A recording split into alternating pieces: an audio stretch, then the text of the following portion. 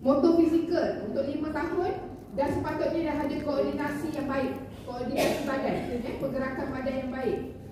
Melompat dengan seimbang, dah boleh lompat dengan seimbang, tak ada lagi isu takut nak gigi ke, takut nak lompat tak boleh. Ada kan anak fikir bila buat aktiviti melompat tak nak, dia akan jalan kaki pun jadi. Betul? Sebab apa? Gayat. Kalau dalam termnya ada vestibular issue lah. Dia tak nak merangsang keseimbangan dia. Vestibular dia tu dia tak nak rangsang. So dia akan jalan wide pace, dia akan jalan besar. Bila suruh lompat memang tak akan lompat. Kalau boleh dia nak baring kat lantai macam tu supaya dia tak challenge dia punya keseimbangan. Vestibular ni adalah komponen dekat mana?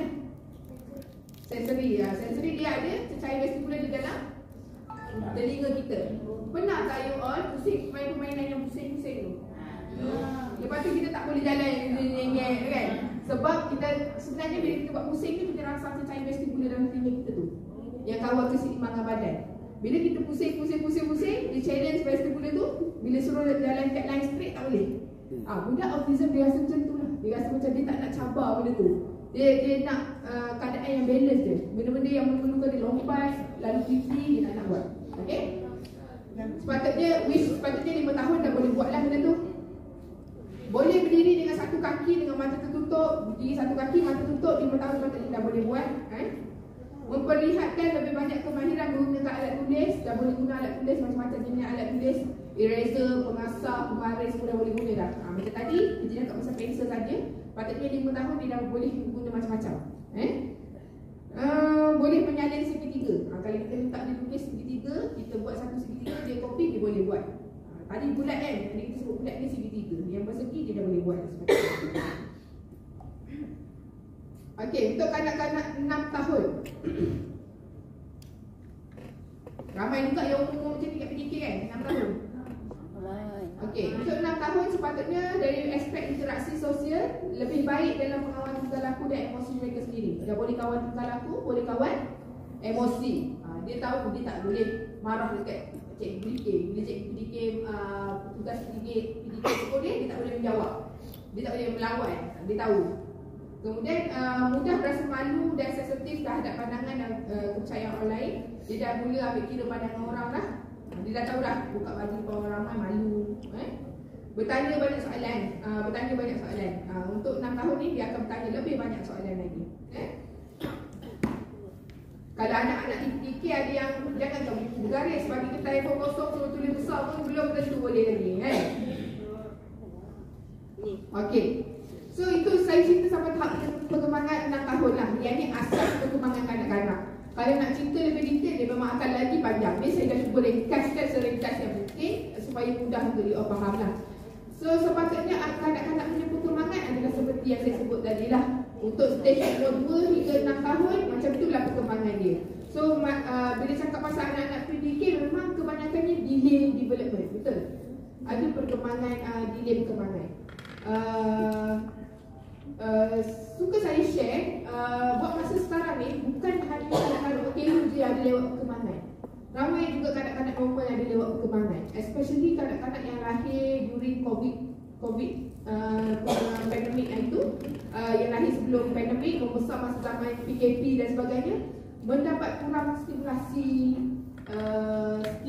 awal. Contohlah kalau kita sebelum COVID bawa anak pergi taman kan, pergi shopping mall, berjalan sana sini, tiba-tiba COVID tak boleh buat semua tu. So pergi taman, pergi shopping mall tu semua rangsangan perkembangan daripada segi komunikasi, daripada segi sensory dia, daripada segi motor. Bila COVID jadi, duduk kat rumah dia tak buat apa. Tengok TV dia, screen time saja. Tak TV, handset, tak handset, tablet. So bila kesan dia, sekarang ni ramai kebanyakan unit terapi dia terima banyak rujukan untuk delay development yang bukan OKU pun, tapi ada masalah perkembangan, lewat perkembangan. Sebab gaya hidup masa pandemik yang itulah. Okey. So, bila cakap pasal perkembangan kanak-kanak, saya sentuh sikit pasal tidur lah. Penting ke tidur ni untuk perkembangan kanak-kanak? Penting ya? Kenapa tidur penting? Buat pergi rehat. Untuk rehat. Kalau kita sendiri tidur penting tak? Penting. Kecerdasan otak. rasa waktu tidur yang normal untuk adult? 8. Jam dah okey lah. 9. Jam dah okey. Ada 6, ada 7, ada 9. Yang 6 tu siang dia tidur tak? Tidur, siang tidur. Dia kira total jam tidur sehari tu dalam tempoh 24 jam termasuk siang. Okey. Sebenarnya untuk adult, untuk kita yang dewasa ni, jam tidur yang mencukupi adalah 7 ke 9 jam. 12 jam. 12 jam. Untuk dewasa macam kita ni, at least 7 ke 9 jam. Kita bukan kita sebut 8 jam kan. Tapi ada kajian yang dibuat oleh Sleep Academy dekat overseas lah. Untuk adult yang umur 18 tahun ke atas ni, 18 tahun hingga 60 tahun macam tu lah. Adult bukan orang kemas dia lain pula dia punya jumlah tidur. Sepatutnya kena tidur 7 ke 9 jam termasuk daytime, day sleep. Maksudnya yang tidur siang. Kalau tidur siang dah tidur 2 sejam, malam tidurlah tambah lagi 7 jam macam ni. Okey? Kalau siang dah tidur 3 jam, malam 3 jam, malam tidurlah berapa? 5 jam. Tidak apa tu. siang 3 jam gitu. Okey, saya cerita sikit fakta tentang tidur. Tidur adalah sangat penting terutamanya untuk kanak-kanak kecil kerana ia membantu perkembangan mental, fizikal, sosial dan emosi. Okey. Bila cakap pasal tidur, jangan underestimate tidur. Apa akan jadi kalau anak-anak dipilih malam Farah hantar dia kata semalam dia tak tidur ni. Apa akan jadi? Tantrum. Cik semua habis aku ini kan. Habis lah aku ini kan. Sebab dia tak tidur semalam. Dia akan mengamuk kan? Dia akan tantrum, dia akan marah. Buat salah sikit tak boleh. Dia akan backward lah sepanjang hari. Sama juga macam kita. Kita kan tak cukup tidur, kita backward betul. Sepanjang malam tak tidur, esok kawan tersalah cakap sikit, merajuk. Okey. Tidur juga membantu perkembangan kognitif untuk mengingat dan menganalisa informasi yang penting. Maksudnya, bila dia ada tidur yang cukup, dia punya fungsi kognitif akan lebih baik lah. Dia senang ingat, kalau kita ajar apa-apa ABC, dia cepat hafal, senang ingat. Dia membantu fungsi kognitif lah. Kurang tidur boleh menyebabkan gangguan mood, malah sistem imun juga terjejas. Bila kita kurang tidur, dia boleh jadi sistem imun kita pun terjejas. Kita akan senang dapat penyakit. Sama juga macam anak-anak. Okey, masalah perkembangan emosi yang menyebabkan kanak-kanak mempunyai masalah untuk bersabar dalam permainan. Ini sama lah macam tadi. Bila dia dah bad mood, dia nak main apa pun semua tak kena lah. Kawan ambil mainan dia sikit, dia debitnya kawan tu. Kurang tidur juga boleh menyekat pengeluaran melatonin. Melatonin ni yang hormon yang berkaitan dengan kita tidur kita lah. Okey. Apa tempoh waktu tidur yang sesuai untuk kanak-kanak? Mari kita tengok. Waktu 4 hingga 12 bulan baby kan. Waktu baby bukan biasa kita nak baby tidur lama kan. Sepatutnya tempoh tidur dia adalah 12 hingga 16 jam lah untuk baby. Lama kan. Untuk kanak-kanak 1 hingga 2 tahun, yang ni menurut the American Academy of Pediatrics. Untuk 1 ke 2 tahun, at least 11 ke 14 jam, termasuk nap siang. Untuk preschool yang tadika ni 3 hingga 5 tahun ni 10 ke 17 jam. Tapi sama kata tadi 10 jam tadi, 11 jam. Dia macam kanak-kanak tadika lah.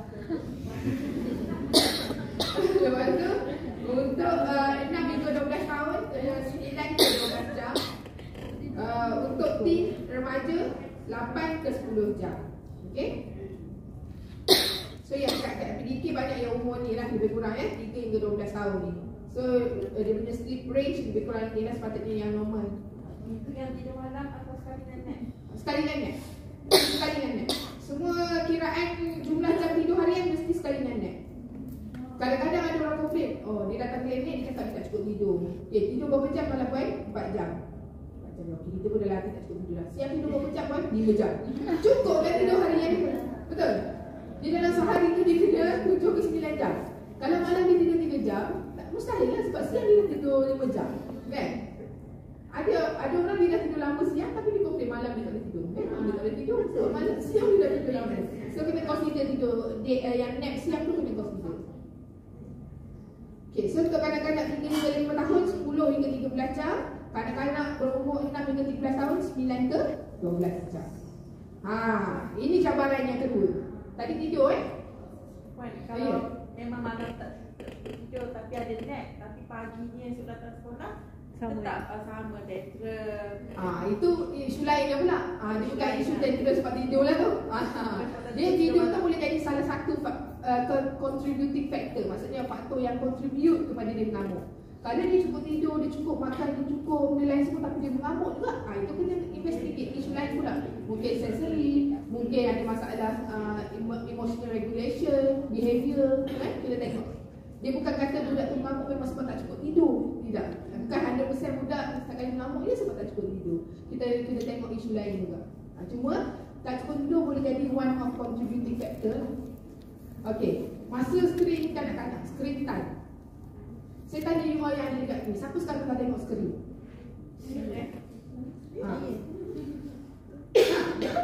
Bila cakap pasal skrin, kita selalu fikir handphone dia skrin, betul? Betul. TV pun skrin, ini pun skrin, tablet pun skrin.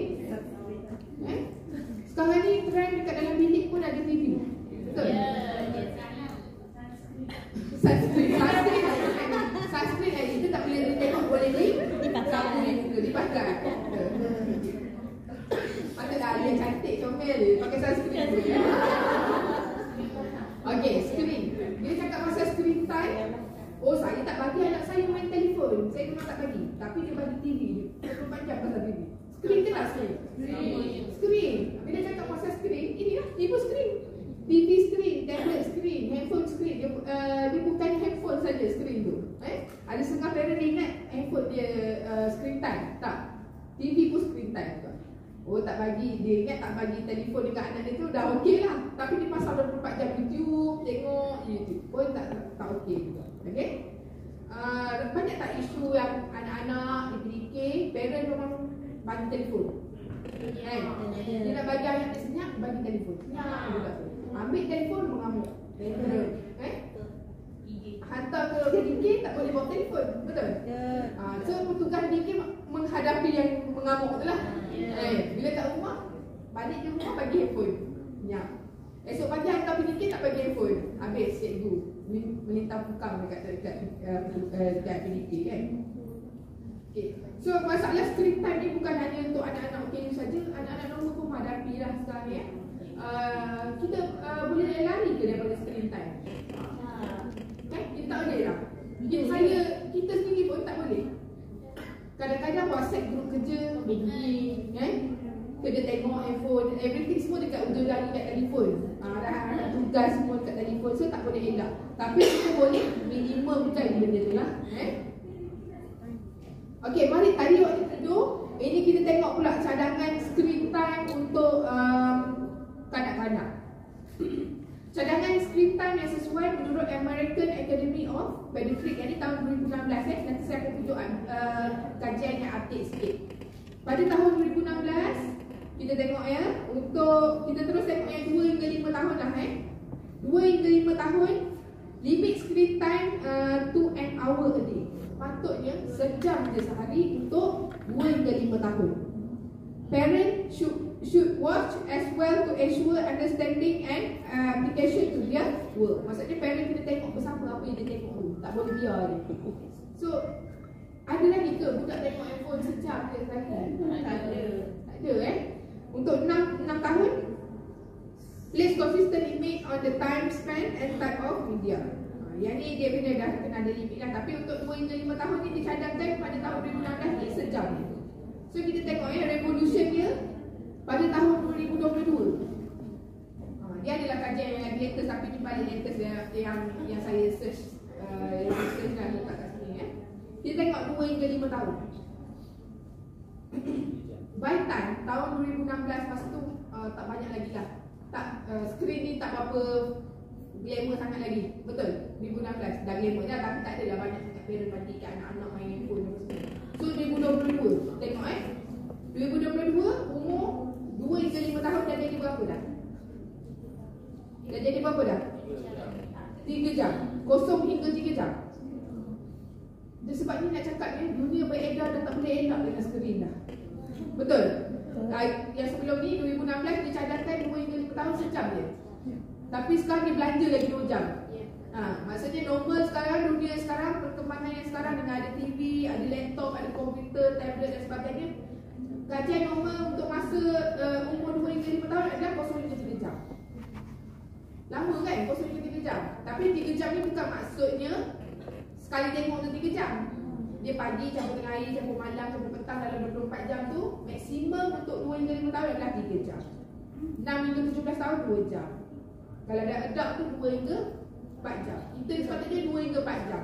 You orang rasa you berapa jam? 24 jam. Lebih. Tu belum kira tengok live TikTok lagi. Betul. Lepas satu mesin, lepas sin. Sampai ke malam semakin kurang. Semakin malam semakin kurang. Tak tidur. Kalau screen time, tak tidur pula. Kan? Macam mana perkembangan kita? Cakap pasal perkembangan anak kan? Kita banyak ya. Sekarang ni di klinik kesihatan kami banyak mengendalikan kes-kes mental health. So banyak kes yang ada masalah dengan tidur sekarang dirujuk kepada OT. Insomnia, kan? Kesukaran tidur malam. Bila tanya buat apa sebelum tidur, dia scroll sosial media. Kan? Sebab hari ni saya tadi bagi talk pasal tidur juga. Tapi hari ni bukan topik tidur, cuma saya nak share sikit macam mana dia mengganggu otak kita skrin ni. Bila kita tengok skrin ni, otak kita ni dia lurus. Otak kita ni dia lurus, dia mudah tertipu. Bila tengok skrin, dia akan rasa macam hari masih siang sebab cahaya masih ada lagi masuk kat mata. Bagi otak kita, cahaya ada siang. Cahaya ada siang. So bila kita duduk tengok dia skrin tu, dia merangsang otak kita, mengurangkan penebasan yang hormon yang merangsang rasa mengantuk. Kita akan rasa segar. Sebab tu dicadangkan untuk tidur yang berkualiti, sejam sebelum waktu tidur kita letaklah telefon atau apa skrin tertib. Jangan tengok skrin dah. Kalau kita masih tengok skrin lagi, dia akan rangsang lah. Dia akan stimulate otak kita mengatakan, hari masih siang lagi, cahaya masih ada lagi. So otak kita akan tekan sebar je. Kita persoalkan kenapa dah pukul 2 belum ngantuk, tapi dalam masa lama kita duduk scroll TikTok TikTok live, tengok TikTok live. So kena jaga kualiti tidur masing-masing limitkan screen time tu. Nak exclude ataupun nak buang terus mustahil. Saya cakap itu memang mustahil di zaman sekarang ni kan. Kita cakap ikut logik lah. Tapi kita boleh limitkan ataupun kurangkan masa dia. Okey, mari kita tengok kesan negatif screen time yang berlebihan pada kanak-kanak. Apa kesan dia ataupun apa efek dia bila screen time berlebihan kepada perkembangan kanak-kanak. Okey, kesan negatif pada interaksi sosial. Dia menghadkan peluang kanak-kanak untuk terlibat dalam interaksi bersemuka. Ia penting untuk meningkatkan kemahiran sosial. Kan? Interaksi bersemuka ni macam mana? Bercakap. Saya bercakap dengan awak, saya pandang awak. Itu interaksi sosial kan? Bila ada skrin, bila dia tengok telefon, ada tak interaksi sosial bersemuka? Kadang-kadang kita tahu, kita angkat kepala tengok di sini kan? Kalau kita dah makan belum? Dah. Dia tak tengok kita, dia tengok ni juga. Betul? So dia mengganggu interaksi bersemuka. Pengasingan sosial dan mengurangkan masa bersama ibu bapa dan rakan sebaya. Banyak juga kes-kes macam remaja dirujuk pada kami tend to isolate themselves. Maksudnya asingkan diri daripada keluarga. Main telefon je dalam bilik. Duduk dalam bilik main telefon. Waktu makan, mak panggil baru keluar makan. Lepas tu lepas makan masuk balik bilik, main telefon lagi. So dia menyebabkan pengasingan sosial. Dia kacau pergaulan sosial harian lah. Kalau dengan keluarga ibu bapa sendiri pun susah dia nak gaul, adakah dia akan tinggal telefon untuk gaul dengan orang lain pula? Tidak. Dia akan duduk di dalam bilik. So mempunyai tahap empati yang lebih rendah dan kurang mahir membaca isyarat sosial. Apa maksud isyarat sosial ni? Ekspresi muka sebelah. Pernah jumpa tak budak yang muka dia stupor? Tak ada perasaan. Budak-budak zaman sekarang ramai yang muka tak ada perasaan. Saya terpaksa cakap. Kan betul ya? Tanya dari terapis yang ada apa tu? Facial treatment. Dia kita orang dekat klinik ada program remaja. Kita biasa ada 11 kali program remaja. So remaja yang datang tu remaja-remaja yang ada masalah lah kita kumpulkan. most of them lack of facial expression. Tak ada ekspresi. Bila kita buat seronok, kita buat kelakar, dia macam muka dia macam ni. Macam tu je. Kita buat kelakar ni, kita rasa dah habis kelakar dah. Dia tak gelak. Dia tak ada facial expression. Sebab mungkin daripada kecil kita terlalu banyak screen time, dia tak ada komunikasi interaksi sosial, dia tak tahu ekspresi muka gembira tu macam mana, sedih macam mana. So dia flat. So bersyukurlah kalau ada kawan-kawan yang selalu buat muka bagi yang buat muka kan, yang bagi menceriakan suasana, bersyukurlah. Kita boleh belajar interaksi sosial. Mana tu yang buat muka? Cikgu Su tanya siapa yang buat muka? Siapa tu buat muka tu? Okey, kesan negatif pada komunikasi. Okey, bila kita kanak-kanak terlalu banyak screen time, apa kesan negatif pada komunikasi? Dikaitkan dengan masalah lewat perkembangan bahasa. Bila dah asyik tengok handphone, dia tak bercakap, tak apa, tak ada sepatah jawab sepatah, macam mana language ni nak berkembang? Betul? Untuk kanak-kanak biasa pun kena charge perkembangan language, ini kan pula untuk kanak-kanak OKU dah memang ada language barrier, kita bagi pula lagi telefon, lagi tak bercakap. Kurang komunikasi verbal dan berinteraksi dalam perbualan dengan ibu bapa dan rakan sebaya. Kurang bercakap dengan rakan-rakan sebaya dan ibu bapa. Okey, kesan pada penjagaan diri, mengganggu rutin harian seperti makan, tidur, pembersihan diri dan membawa kepada tabiat penjagaan diri yang buruk. Ini yang bila bagi skrin daripada kecil, masuk umur 7-8 tahun, nak mandi sendiri pun tak reti. Kena mak cakap, pergi mandi. Itu pun 20 kali cakap pun pergi mandi. Kan? Nak makan pun waktu, kan saya cakap tadi umur 5 tahun, sepatutnya dah tahu change dia lah. Bila waktu makan, bila waktu tidur. Bila dia asyik dengan skrin, dia akan terganggu daripada segi rutin harian tu. Dia tak tahu bila sepatutnya dia makan. Dia asyik adik dengan handphone dia. Kena semuanya kena mak yang bagi tu. Okey, kebergantungan pada skrin menyebabkan kadang-kadang dia boleh berdikari dalam aktiviti seharian. Tak boleh nak berdikari. Pergi tandas pun tak boleh, suap sendiri tak boleh. Tangan pegang handphone, mak suap. Sampai umur 7 tahun, 8 tahun mak suap lagi sebab tangan nak pegang handphone. Okay, kesan negatif pada fizikal dan motor dikaitkan dengan tingkah laku tidak aktif yang boleh membawa kepada kesihatan fizikal yang buruk seperti obesity. Banyak ya kes kanak-kanak sekarang yang obes. Dekat klinik kita orang dekat 18, kita ada mendalikan klinik child obesity clinic. Ramai kanak-kanak yang obesity dirujuk, kita buat intervensi, kita buat aktiviti kumpulan dengan dia. Salah satu sebabnya bila ditanya sedentary lifestyle, gaya hidup yang tidak aktif. Main komputer game, main handphone, tengok TV. Bila tanya ada bersukan ke, ada pergi main. Kalau zaman kita kecil-kecil tu kejar-kejar, main ronda, main sorok-sorok, melompat, main lompat getah semua. So zaman sekarang tak ada. Dia orang banyak screen time aja, sedentary. So kes-kes obesity meningkat. Nana pula Putrajaya ni terkenal sebagai apa? Ustaz makanan. Tak tahu kan? Terjadi terkenal sebagai apa? Ranking nombor 1. Obesity. Ranking obesity ataupun masalah berat badan paling tinggi di Malaysia adalah di Putrajaya. Sebab tu kalau tengok, bagi tepukan tu Putrajaya. Sebab tu kalau tengok, Putrajaya ada banyak program-program penurunan berat badan, betul? Tapi dia tak selari sebab ada banyak juga festival makan juga. Lepas tu Putrajaya ni dia tak payah tipu festival makan. Setiap hari ada jualan di setiap kementerian. Kan? Betul. Hari ni kat mana jualan, esok jualan kat mana? So nak salahkan siapa Putrajaya ni pandai-pandai ni? Pengaju. Yang datang tak pernah Pengaju. Perbadanan Putrajaya banyak buat program penurunan berat badan, tapi Perbadanan Putrajaya juga banyak buat program makan. Betul. Dengan gaya hidup di Putrajaya ni yang 8 pun memang kerja, bukan kerja membanting tulang pun. Betul. Membanting otak. Kan? Dia dekat komputer dia tak berbelum, aircon tak berbelum. Yang gerak ujung-ujung jari je.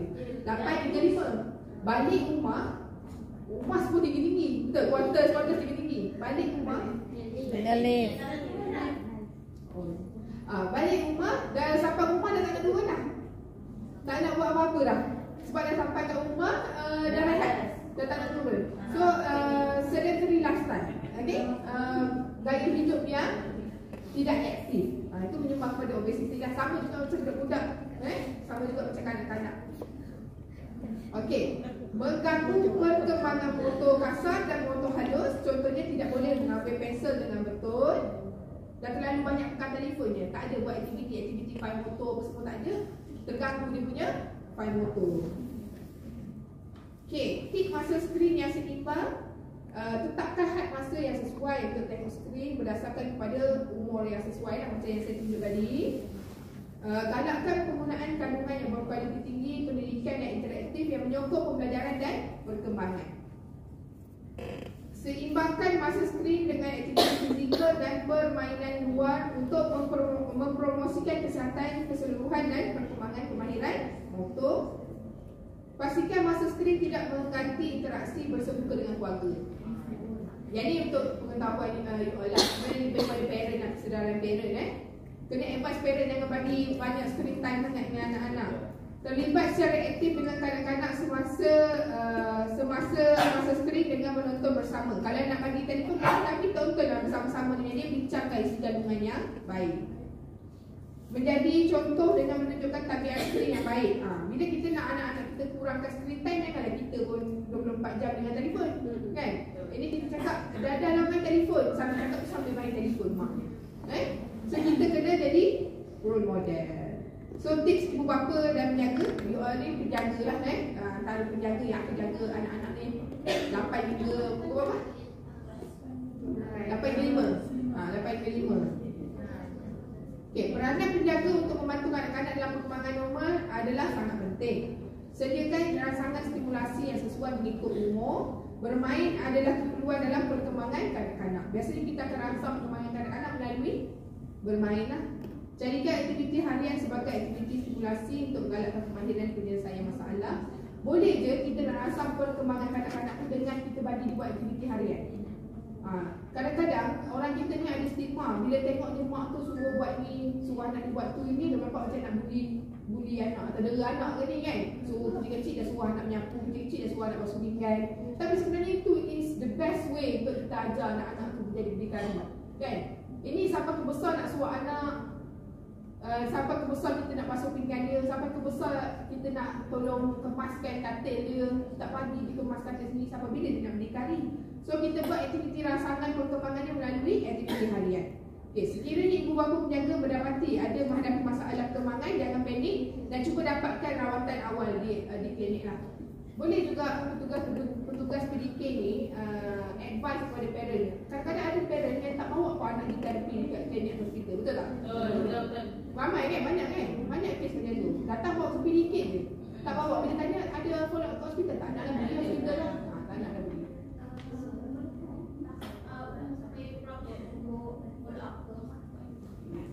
Kalau untuk yang PICS punya sampai umur 18. Kalau dia lebih 18, kalau contoh autism ada lebih 18, dia akan ditimbangkan untuk follow up ada psychiatrist ke macam tu, clinical psychologist.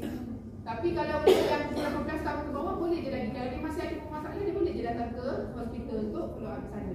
Sebenarnya terapi di hospital atau klinik ada satu perkara lain. PDK ni satu perkara lain. Okay? PDK ni pusat pemulihan dalam komuniti. Kalau pergi ibu bapa je sepatutnya dia orang kena bawa juga anak-anak ni pergi ke klinik atau hospital. Dia tak boleh dah datang PDK dah tak payahlah bawa pergi klinik atau hospital. Tak. Sebab kita dua-dua tu kita pergi. Advise parent-parent yang hantar anak kayu all pergi juga klinik atau hospital untuk dapatkan rawatan.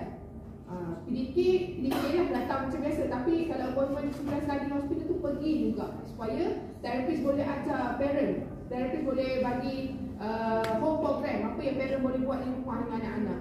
Bukan 100% serah pada petugas dekat PDK saja untuk buat semuanya. Okey? Okey, take home message dah habis dah.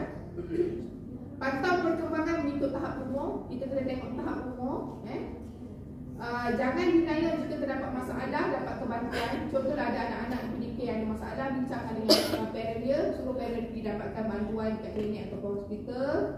Tingkatkan pengetahuan tentang perkembangan kanak-kanak yang betul. Sebagai yang bertugas dengan kanak-kanak, tak kisahlah kanak-kanak normal atau kanak-kanak OKU, at least kita kena ada good knowledge tentang perkembangan kanak-kanak yang betul. Macam yang you all belajar hari ni, apa tahap perkembangan kanak-kanak yang betul, umur dan sebagainya. bagus untuk you all tahu. So bila you all ada pelatih yang umur 5-6 tahun contohnya kan, umur sekian-sekian you all dah tahu dah. Umur 5 tahun sepatutnya dia boleh buat apa. So dia sekarang ni apa yang dia tak boleh buat, apa yang dia belum boleh buat. So kita boleh sediakan aktiviti yang bersesuaian dengan umur dia. Okay. So kalau tak mula sekarang, bila lagi? So mula sekarang.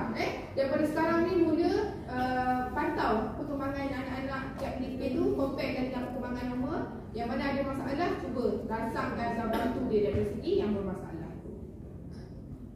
Okay. Children are the world's most valuable resource and its best hope for the future. Walaupun dia okay juga, tak okay juga, children ni adalah sumber untuk future negara kita, future dalam dunia ni.